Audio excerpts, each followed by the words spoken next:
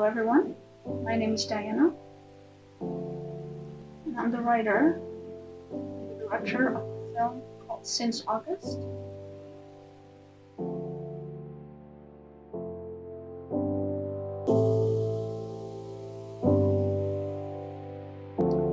I come from a photography background, and I've always been into Canon equipment because of their lenses. So in 2009, I think it was, when I heard that Canon made 5D Mark II, which is a DSLR camera that does HD video, I knew right then that I was going to make my first feature film with it. So I went ahead and borrowed some money from my very supportive brother and his wife and bought the camera body because we already had some lenses. So I had done 2 short films, some PSAs, and some online content prior to that. So I was kind of feeling ready to move on to the feature films. So then I started playing with some ideas for a script that could be made for under 10K, because that was kind of my limit. And I was in the middle of that when me and my then roommate got hired to do a very small gig in the neighborhood with this new camera, and that's where I met Sabina Akhmedova, the lead in my movie. I asked her to send me her acting reel soon after, which she did, and I was blown away by her talent.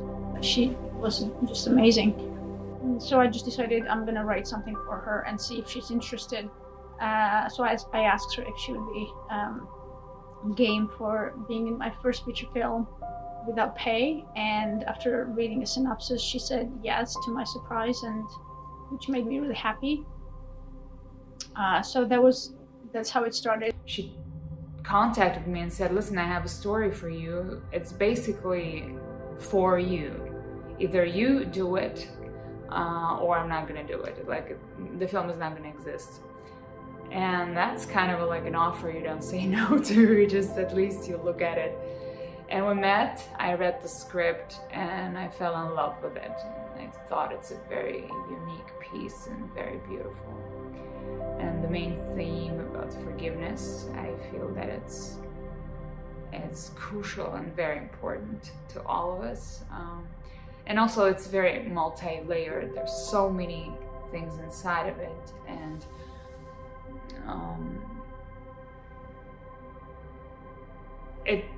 it was an easy choice. I knew it's not going to be an easy journey, but it was an easy choice.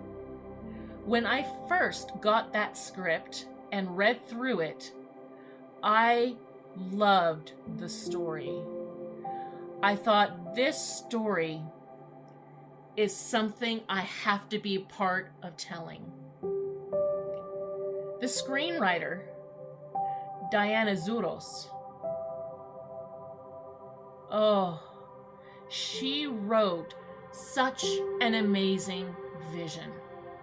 Working with Antoinette was probably one of the most fascinating experiences in my life, because she's just such a ray of joy and definition of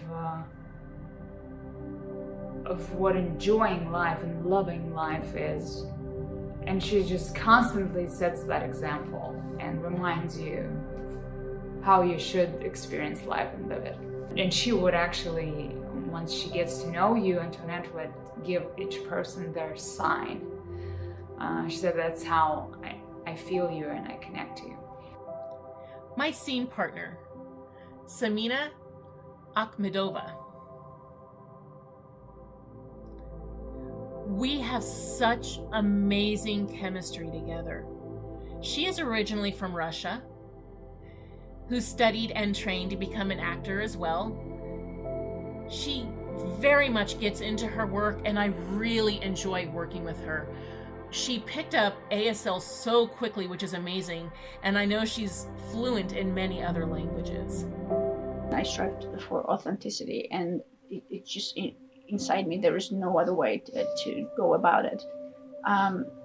So each and every deaf character is played by a deaf actor. So I try to incorporate aspects of their daily life into the script and into the film. Antoinette was really helpful in assisting me with just making sure that everything was up to par and that there was no misleading information or like not something that was not authentic.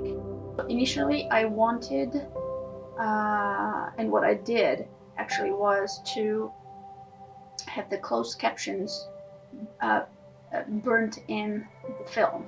So that was my intention right from the beginning, to have both subtitles for hearing people and closed captions for deaf audiences, both burnt in the film. And then we did a couple of test screenings, and quite a few hearing people not complained, but they pointed out that they were totally fine with the subtitles because they're used to them, but they were a little overwhelmed by watching the closed captions on every single shot. And so then I decided, why don't I make, because I want to please both audiences, so why don't I make two versions of the film, one with just subtitles for hearing audiences, and the other one burnt in closed captions for the deaf audiences. I had to think outside the box, and I had to get creative about how or where I would find my key people. So I had to improvise and trust my own gut feeling, because I had no connections, no actual real connections in the industry, and the funds were really, really low. So I had to find people who were good at what they do, but also would get excited about working on this project. So it was a really tough task to accomplish, but I think I did it. But at what cost? It took me about 10 years to from start to finish. Due to the tiny budget, we tried to do everything we could, and on some days it meant I was an extra in a shot, sometimes I was an assistant camera, sometimes cameraman, sometimes script supervisor, sometimes makeup artist, sometimes a boom operator, and sometimes person who made food for everybody. And some days, all of the above, most of the days.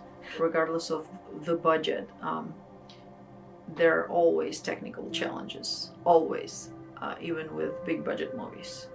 That being said, what we had to deal with and try to figure out is how to film in a way that would make it look real, as if Sabina was really spying on Antoinette from the building across, when in reality those two apartments were almost 4 miles away from each other, and also to make it look like she was looking through the binoculars, when in actuality we were standing outside the windows of Antoinette's character's apartment.